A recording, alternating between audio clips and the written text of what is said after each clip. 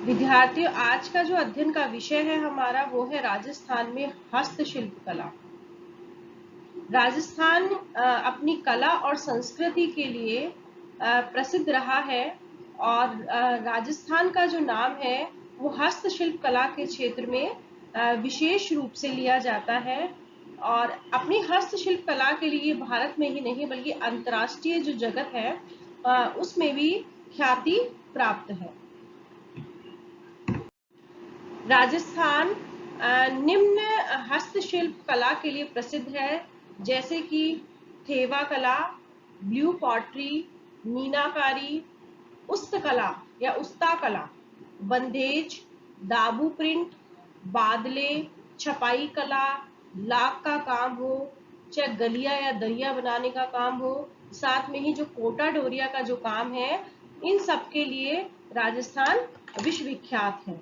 और सबसे पहले हम बात करेंगे थेवा कला की और जिसके लिए प्रतापगढ़ प्रसिद्ध है। तो बात करते हैं कि थेवा कला होती क्या है। थेवा कला के अंतर्गत कांच पर जो सोने की अत्यंत ही बारीक और कलात्मक जो कारीगरी की जाती है उसको थेवा कला कहा जाता है।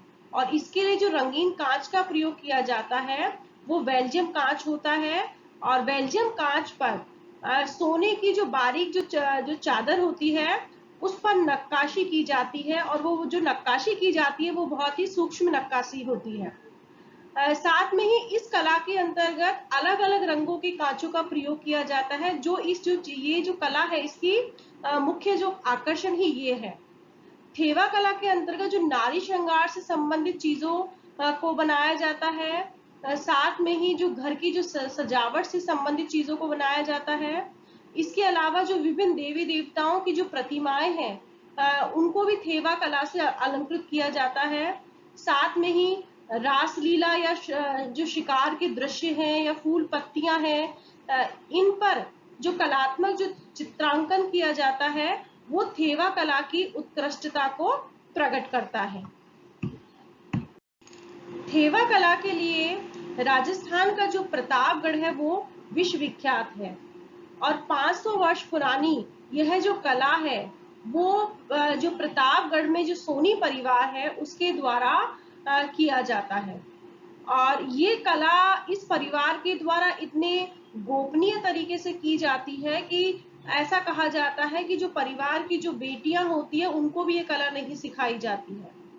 अगर हम थेवा कला के कलाकारों के का जिक्र करें तो महेश सोनी, राम प्रसाद सोनी, रामविलास सोनी, बैनीराम सोनी और जगदीश जो सोनी है वो इस कला को देश और विदेश में फैला रहे हैं।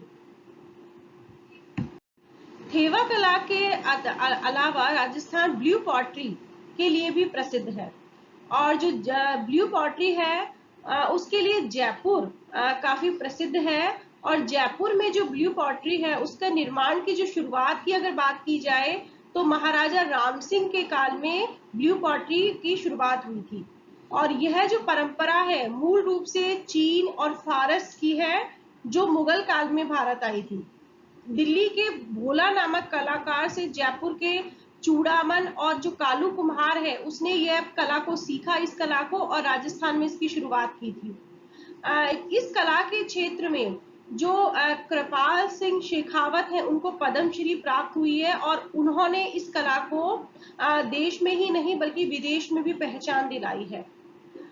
ब्लू पॉटरी के अंतर्गत पहले बर्तन पर चित्रकारी की जाती है और फिर उस बर्तन को एक विशेष घोल में उस पर चढ़ाया जाता है। और यह जो घोल होता है वो हरे कांच का, कथीरे का, सागी और क्वार्टर्स पाउडर और मुल्तानी मिट्टी से मिलाकर बनाया जाता है। ब्लू पॉटरी के रंगों में जो अधिकतर हम देखते हैं कि नीला रंग, हरा रंग, मटीरियल सा रंग या तांबाई रंग है वो विशेष रूप में काम में लाया जाता है। ब्लू पॉटरी के अंतर्गत जो बर्तनों पर देखते हैं कि इसके अंतर्गत देवी देवताओं की या जो प्राकृतिक जो दृश्य हैं या फूल पत्तियां हैं इस तरह के चित्र बनाए जाते हैं। और ये जो इन साथ में ही उस बर्तनों पर ग्लेज या अस्तर भी चढ़ाया जाता है। और जब ये इस तरह से बर्तन तैयार हो जाता है तो उसको 800 डिग्री सेंटीग्रेड के ताप पर पकाया जाता है और पकाने के बाद ही बर्तन को भट्टी से बाहर निकाला जाता है। ब्लू पॉटरी के अलावा जयपुर मीनाकारी की कला के लिए भी प्रसिद्ध रहा है और जयपुर के अलावा मीनाकारी का जो काम है वो नाथ द्वारा और बीकानेर में किया जाता है।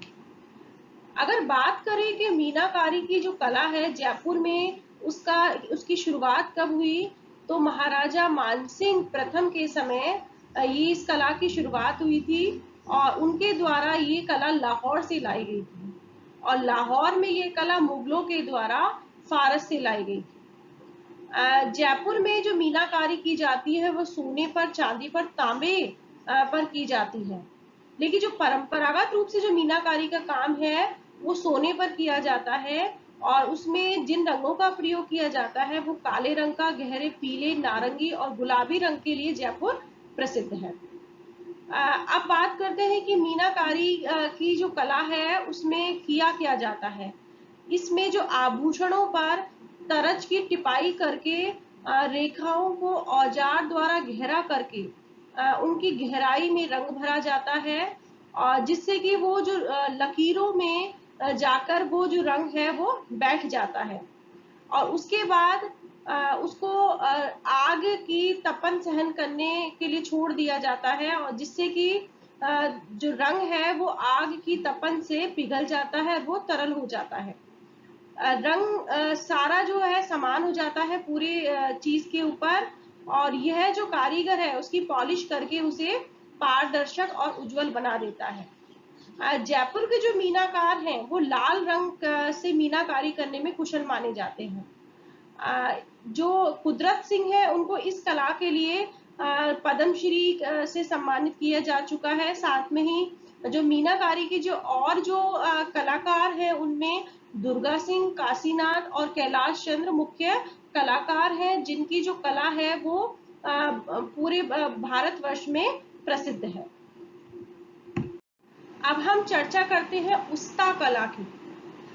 उस्ता कला अर्थात ऊंट की खाल पर जो स्वर्ण मीनाकारी की जाती है उसको उस्ता कला कहते हैं और राजस्थान में जो बीकानेर है वो उस्ता कला का मुख्य केंद्र माना जाता है। और ये जो कला है उसके जो मुख्य जो कलाकार माने गए हैं या इस कला के जो सबसे ज्यादा विख्यात जो कारीगर माने गए हैं वो स्वर्गीय हिसामुद्दीन उस्ता है माने गए हैं और उनके नाम पर ही इस कला को उस्ता कला कहा जाता है। राजस्थान लघु उद्योग निगम के द्वारा उस्ता के नाम पर ही बीकानेर में इसको सिखाने के लिए एक सेंटर खोला गया है जिससे कि इस कला को प्रोत्साहन मिल सके। ऊंट की खाल से बनी कुप्पियों पर स्वर्ण युक्त दुर्लभ मीनाकारी की जो कला है उसको उस्ता कला कहते हैं और ये जो कला है ये नक्काशी व मुनबत्ती का काम कांच पर, लकड़ी और मिट्टी की वस्तुओं पर किया जाने लगा है और वर्तमान में अगर बीकानेर के जो मोहम्मद हनीफ है वो इस कला के मुख्य कलाकार माने जाते हैं। अब हम बात करते हैं बंदेज कला की और बंदेज कला के लिए जयपुर प्रसिद्ध है। इस बंदेज कला के अंतर्गत कपड़े पर मनोवांछित रंग का डिजाइन पाने के लिए कपड़े को बांधकर फिर इसको रंगा जाता है और जब उस कपड़े को खोला जाता है तो विभिन्न प्रकार के उसमें डिजाइन बन जाते हैं। इसलिए जो चूंकि कपड़े को बांधा जाता है और खोला जाता है इसलिए ये जो कला है उसको बांधो और रंगों के नाम से भी प्रसिद्ध है। राज्य में अनेक प्रकार की बंदेज कला प्रसिद्ध है जैसे कि पतंग के डिजाइन से जो काम किया जाता है उसको पतंग भात कहते हैं। 7 रंगों से सतरंगी चूंदड़ी और 5 रंगों से पचरंगी साफा बनाया जाता है और ये जो चीज प्रसिद्ध है बंदेज का उसमें चूंदड़ी और जो साफे है उस पर बंदेज का काम बहुत ही लोकप्रिय है और इस तरह के जो बंदेज का जो चीजें हैं वो राजस्थान से विशेष रूप से मंगाई जाती हैं। अगले हस्तशिल्प की बात करें तो वो है दाबू प्रिंट। जो कि चित्तौड़गढ़ जिले का जो अकोला गांव है, वहां का जो दाबू प्रिंट है वो बहुत ही प्रसिद्ध है। दाबू प्रिंट के अंतर्गत कपड़े के जिस भाग पे रंग नहीं चढ़ाया जाता है या छपाई नहीं करनी होती है, उस जगह को लरई या लगदी से दबा दिया जाता है, जिससे कि वो जो जगह है उस पर रंगाई या छपाई का काम ना हो। और ये जो दाबू है वो अलग अलग चीजों का हो सकता है, जैसे कि सवाई माधोपुर में मोम का, बालोतरा में मिट्टी का, सांगानेर और बगरू में गेहूं के बीथड़ का ये दाबू लगाया जाता है। अकोला का जो दाबू प्रिंट है वो बेडशीट में, कपड़ों में चूंदड़ी बनाने के लिए देश विदेश में प्रसिद्ध है। साथ में ही बंदेज की साड़ियों में, साथ में ही चूंदड़ी के लिए भी दाबू प्रिंट किया जाता है। अब बात करते हैं बादले की, जो कि जोधपुर का प्रसिद्ध है। और जोधपुर में पानी भरने के बर्तन को जिंक से निर्मित किया जाता है, और जिन पर कपड़े या चमड़े की परत चढ़ाई जाती है, और उनको बादले कहते हैं। इनकी खास बात है कि जो बादले होते हैं, इनमें जो पानी है वो बहुत अधिक समय तक ठंडा रहता है। अगली जो हस्तशिल्प कला है वो है छपाई कला, और छपाई कला के लिए सांगानेर प्रसिद्ध है। सांगानेरी जो छपाई है वो उसमें लट्ठा या मलमल पर की जाती है, और इसके अंतर्गत जो तैयार कपड़ा होता है उस पर विभिन्न प्रकार के जो डिजाइन है उनकी छपाई की जाती है। और छपाई के लिए धनिया, बेबुंदी, चक्र, अशरफी और जो आनंद के जो छापे होते हैं उनसे मुख्य रूप से छपाई की जाती है। फिर छपे हुए कपड़े को नदी में धोया जाता है, और छापा और रंग है वो सांगानेर की विशेषता मानी जाती है। सांगानेरी प्रिंट की एक अन्य विशेषता यह भी है कि इसमें काले रंग का और लाल रंग का ही ज्यादा प्रयोग किया जाता है, या इन्हीं रंगों से ये सांगानेरी छपाई की जाती है। सांगानेरी जो छापे हैं वो गुर्जन, शीशम, रोहिड़ा और सागवान की जो लकड़ी है उससे बनाए जाते हैं। जो मुन्ना लाल गोयल है वो इस कला के लिए विदेशों में भी जाने जाते हैं। अब बात करते हैं लाख के काम के लिए, और लाख के काम के लिए भी राजस्थान काफी प्रसिद्ध है। और जो अभी वर्तमान में जो लाख से जो चूड़ियों के अलावा पशु पक्षियों, पेंसिल या अन्य वस्तुएं बनाई जाने लगी है, जिन पे बाद में नगीनों की जड़ाई की जाती है। नगीने लगाने के लिए सिगड़ी पर तश्ती रखकर उस पे गर्म किया जाता है, और फिर उस पर एक एक करके लाख चिपका दिया जाता है। और जयपुर के जो अयाज अहमद हैं वो इस काम के लिए प्रसिद्ध कारीगर हैं। जो लाख का जो काम करते हैं उनको मनिहार कहा जाता है। और राज्य में जो लक्ष्मणगढ़ है, सवाई माधोपुर है, इन जगहों पर लकड़ी के खिलौने और अन्य वस्तुओं पर भी अभी लाख का काम किया जाने लगा है, और इस चीज के लिए ये प्रसिद्ध है। अगला जो हस्तकला है जिसके लिए राजस्थान प्रसिद्ध है वो है गलीचे और दरिया बनाने के लिए। और जयपुर का जो गलीचा उद्योग है वो भारत में ही नहीं बल्कि अंतर्राष्ट्रीय स्तर पर काफी ख्याति प्राप्त कर चुका है। सूत और ऊन के ताने बाने लगाकर लकड़ी के लूप पर गलीचे की जो बुनाई की जाती है, और ये जो बुनाई की जाती है इसमें जितना बारीक धागा प्रयोग किया जाता है और गांठें जितनी ज्यादा होती है उतना ही ज्यादा खूबसूरत गलीचा तैयार होता है। जयपुर का जो गलीचे है उनमें अधिकतर जो गहरे रंगों का प्रयोग किया जाता है, और यही है वो जयपुर के गलीचों की विशेषता मानी जाती है। जयपुर के गलीचों के अलावा जयपुर और बीकानेर की जो दरिया है वो भी काफी प्रसिद्ध है। इसके अलावा जोधपुर, नागौर, टोंक, बाड़मेर, भीलवाड़ा, शाहपुरा, केकड़ी और मालपुरा की जो दरिया है वो भी प्रसिद्ध है, या इन जगहों पर दरियों का निर्माण किया जाता है।